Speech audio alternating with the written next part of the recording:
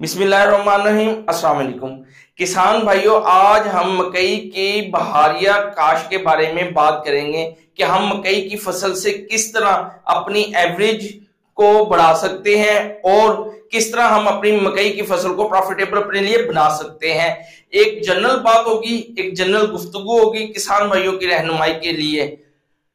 मैं हूं सैयद जैनुल आबिदीन गिलानी और आप देख रहे हैं अल सैयद फार्म्स।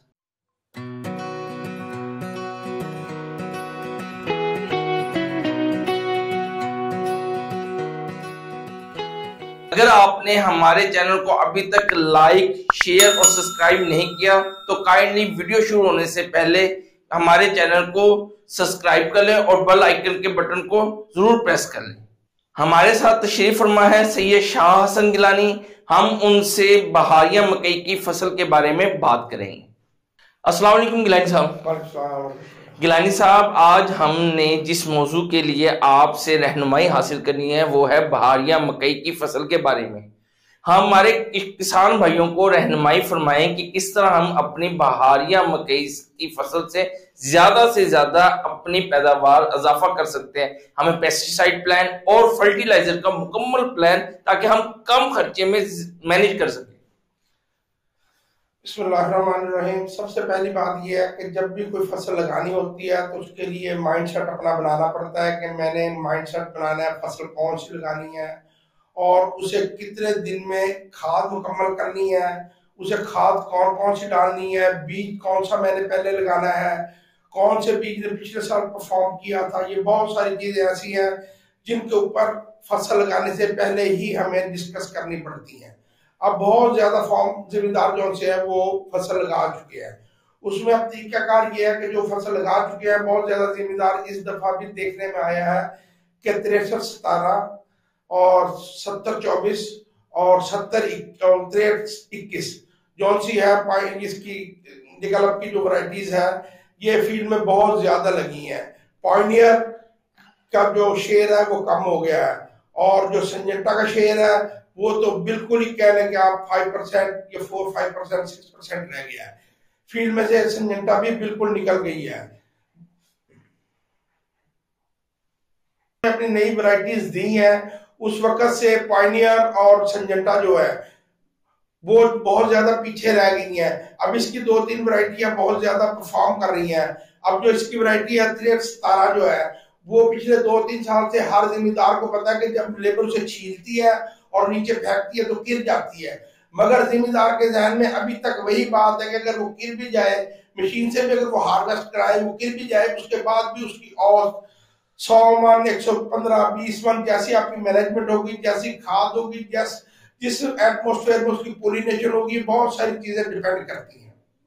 ये कि पोलिनेशन का अवामिल भी मौसमी सूरत हाल पे है। अजय बहुत ज्यादा अहम है। अब सबसे पहले हमने ऐसे करना है कि सबसे पहले हमने जमीन को लेजर लेवल करना है। जब आपने लेजर लेवल कर लिया उसके बाद आपने उसमें गहरे हल चलाने हैं, 3-4 उसमें आपने गहरे हल चलाने हैं। हल चलाने के बाद उसे आप रूटावेट करेंगे।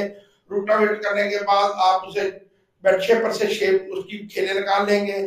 खेले आप कोशिश करें कि जो 17-18 इंच का जो बनता है ना पोठा वो बने आपका।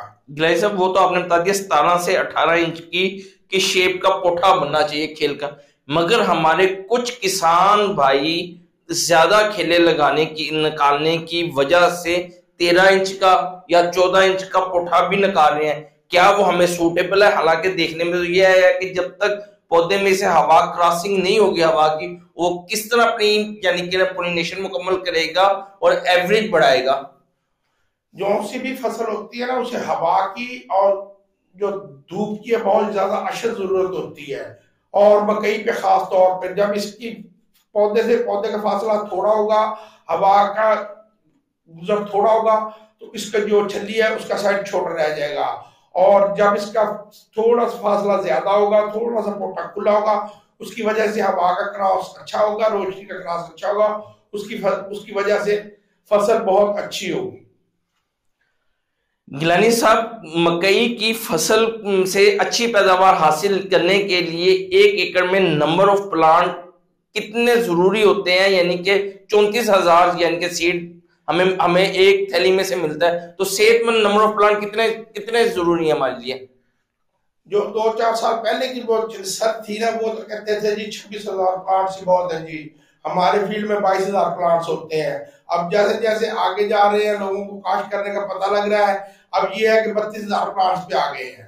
26,000 का मतलब है, 32,000 प्लांट्स पे आने का मतलब है कि 6,000 प्लांट हमारा इजाफा हुआ है। अब इसमें सबसे पहले ये करना है कि आपने इसमें खाद, अगर आपने डीएपी डालनी है तो आप इसे पहले छटा करके उसके बाद खेले निकालें, और अगर आपने डीएपी नहीं डालनी, एनपी डालनी है, तो आप इसे बगैर उसके भी लगा सकते हैं। लेबर जौन सी हो वो आपकी एक्सपर्ट लेबर होनी चाहिए, और वो हर 9 इंच पे तकरीबन 1 गिट होता है, 9 इंच पे तकरीबन बीज लगाए। इससे ये होगा कि आपके 32-33 हजार बीज इंशाल्लाह फील्ड में लग जाएंगे। गिलानी साहब, जो मकई का बीज इस्तेमाल होता है उस पे हुमरे का भी इस्तेमाल हो रहा है, ताफुज का वेल्ड है उसका भी इस्तेमाल हो रहा है। ये क्यों जरूरी है कि हम बीज को सीड को ट्रीटमेंट करें, पेस्टिसाइड को फिर लगाना चाहिए? वो इसलिए होता है कि सर्दी में जो है फसल जल्दी पानी नहीं लेती, क्योंकि मौसम ठंडा होता है, जल्दी पानी नहीं लेती। एक तो फसल निकलती लेट है, जब फसल लेट निकलती है तो पौधा भी लेट ही बड़ा होता है, क्योंकि टेम्परेचर ज्यादा नहीं होता। उस वजह से हमें ये जो हुमरे या जो सा वेल्ड लगाने का फायदा ये होता है कि एक तो फंजीसाइड लग जाता है, एक पौधा 25-30 दिन के लिए महफूज हो जाता है, उस पर शूट फ्लाई का और कीड़ी वगैरह का हमला नहीं होता, और आपको स्प्रे करने तक का टाइम मिल जाता है। अच्छा गिलानी साहब, ये तो हो गया, मगर अब कुछ दोस्त हमारे सवाल आए हुए थे कि जी हम डीएपी का इस्तेमाल नहीं करना चाहते छठे में, तो हम पहले पानी पे क्या इस्तेमाल करें कि हमारी फसल बेहतर तरीके से जर्मिनेट भी हो जाए और हम और उसके यानी कि पैदावार में भी कमी ना आए? वो आप ऐसे कर सकते हैं कि आप सादा तरीके से सिर्फ बीज लगा दें। जब आपने बीज लगा दिए तो उसमें 2 तरीके हैं। कुछ लोग तो जौन सी है वो डीएपी केरा कर लेते हैं, खेलों में डाल देते हैं, खेलों में डालने के बाद पानी लगा लेते हैं। कुछ लोग ऐसे होते हैं जो वो डिप सोलर से जौन सा उसे वो हल कर लेते हैं और वो ड्रम के जरिए दे देते हैं। उसका सबसे बेहतरीन तरीका ये है कि आप डीएपी डालने से पहले आधी या पौनी बोरी जौन सी यूरिया और जिंक के साथ डाल दें, ताकि एक तो उसका पौधे में सर्कुलेशन तेज हो और पौधा थोड़ा सा कद कर जाए, और उसमें आप या तो स्प्रे कर दें या उसमें जहर की वो डाल दें, क्या नाम करते हैं। जब जहर की टिंचे करेंगे उसके बाद आपने लगातार 2 पानियों में या 3 पानी में आप अपनी डीएपी लाजमी पूरी कर दें। अच्छा गिलानी साहब, आपने कहा यूरिया के साथ जिंक का इस्तेमाल, हमें दानेदार जिंक क्या वो फ्लड हो सकती है, नंबर 1, और नंबर 2, अगर हम लिक्विड जिंक लेने वो कितने लीटर तक हम यूरिया के साथ इस्तेमाल कर सकते हैं? वो संजंटा की और दूसरी तहफुज वगैरह की भी दानेदार जिंक है, वो आप यूरिया के साथ 4 किलो इस्तेमाल कर सकते हैं। और अगर आपने लिक्विड जिंक इस्तेमाल करनी है तो 5 लीटर आप इस्तेमाल करेंगे। 5 लीटर इस्तेमाल करने के बाद उसके बाद आप दूसरे पानी में उसके ऊपर डीएपी डाल देंगे। दूसरा पानी है कि 15 दिन के वक्फे के बाद?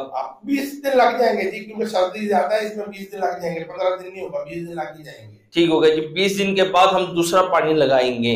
आपने सबसे पहले कोशिश ये करनी है कि 50 दिन के अंदर अंदर ये जो बारियां मकई होती है इसकी औसत पैदावार इसीलिए ज्यादा होती है कि इसे बर्फबारी का मौसम मिलने से लेकर आग के मौसम तक का पूरा टाइम मिलता है। जब ये लगती है उस टाइम बहुत ज्यादा ठंड होती है, और जब ये इसकी हार्वेस्टिंग होती है उस टाइम गर्मी अपनी पीक पे होती है। अच्छा, इसी वजह से इसकी औसत ज्यादा होती है। अच्छा गिलानी साहब, हम आपसे आज पूरा फर्टिलाइजर प्लान लेंगे मकई का। अच्छा गिलानी साहब, जैसे हम डीएपी का इस्तेमाल नहीं करना चाहते, हम एनपी यानी कि 23-23 की कितनी बोरियां डालनी चाहिए हमें मकई की फसल में? 23-23 की तो आपको 4 बोरियां डालनी चाहिए। डीएपी आप 2 डालेंगे तो 23-23 की आप 4 बोरियां डालेंगे। आधी बोरी या पौनी बोरी पहले आप यूरिया का इस्तेमाल कर लेंगे, उसके बाद आप यूरिया इस्तेमाल नहीं करेंगे। अगर आप डीएपी इस्तेमाल करेंगे तो आप 2 बोरियां का मतलब डीएपी इस्तेमाल करेंगे, 4 बोरियां यूरिया इस्तेमाल करेंगे, 1 बोरी एसओपी इस्तेमाल करेंगे, फिर जाके आपकी खाद पूरी होगी। उससे कम में आप मैनेज नहीं कर सकते, अच्छी औसत नहीं आ सकती। गैस साहब, जो खाद है वो कितने दिन में यानी कि पूरी करनी पड़ेगी? आप कह रहे हैं 50 दिन में। अब जैसे हमारे किसान भाइयों के पास यानी कि पैसों का इश्यू आ जाता है, फर्टिलाइजर आजकल माफिया ने बहुत ज्यादा यानी कि स्टॉक का काम किया हुआ है कि वो शॉर्ट कर देते हैं, तो हमें 50 दिन बहुत जरूरी है। हाँ जी, सर्दी वाली फसल को 50 से 55 दिन से ऊपर नहीं आप जा सकते, क्योंकि फसल ने उसी टाइम ही डिपेंड करना होता है कि वो कितनी पैदावार देगी। जब आप उसके पाँव मजबूत नहीं करेंगे, उसे पहले ही शुरू से ही खाद नहीं देंगे, उसकी बुनियाद मजबूत नहीं करेंगे, वो आपको अच्छी पैदावार नहीं दे सकती। और दूसरी अहम समझने वाली चीज ये है कि अगर किसी ने नीचे डवार्ड गोल्ड या दूसरा जहर जौन से है कर ली है तो वो उसने बेहतर किया। अगर नहीं किया तो जब उसका गंध 4 से 6 पत्तों का हो उसी टाइम आपको गैंग भी स्प्रे करनी चाहिए, ताकि फसल जौन सी है वो क्या नाम अपना जड़ी बूटियों से पाक हो जाए। ये कि गैंग वो क्या नाम है इसका स्प्रे, जड़ी बूटियों का स्प्रे ज्यादा जरूरी है। किसान भाइयों, आपको मकई की यानी कि फसल के ऊपर गंध का जड़ी बूटी मार स्प्रे जरूरी करना चाहिए, ताकि वो हमारी नशोनुमा और हमारी पैदावार को नुकसान ना पहुंचाए। ठीक हो गया गिलानी साहब। अच्छा गिलानी साहब, इसे मकई की फसल को पहले कितने दिनों में सूंडी मार स्प्रे कर लेना चाहिए? फसल जब आपकी तकरीबन 3 से 4 इंच की हो तो जब आपको सूंडी मार स्प्रे कर लेना चाहिए। गिलानी साहब, हम मकई की फसल को कितने दिन बाद सूंडी से कंट्रोल का स्प्रे कर लेना चाहिए? सूंडी का स्प्रे तो 25 से 30 दिन के बाद हमें करना पड़ेगा, और उसके 10-12 दिन के बाद उसे हमें दोबारा जहर डालना पड़ेगा, जिसके ऊपर बाजार से जहर लेके आप उसके ऊपर 200 ml लोफिरान, ताकि आपके पत्ते ना डैमेज हो। पिछले 2-3 सालों में ये देखा गया है कि जिन लोगों ने लोफिरान का इस्तेमाल नहीं किया उनके पत्ते बहुत ज्यादा लश्करी सूंडी ने तबाह किए हैं, और उसकी वजह से उसकी जो सी औसत पैदावार में कमी आई। आप 200 ml लगा के और उसके बाद उसे आप उसके ड्रॉपिंग कराते हैं। साहब, पहला तो आप कह रहे हैं 20 से 25 दिन यानी के बाद स्प्रे के बाद हमें इसे दानेदार जहर, और फिर अगला दानेदार जहर कितने दिन के बाद?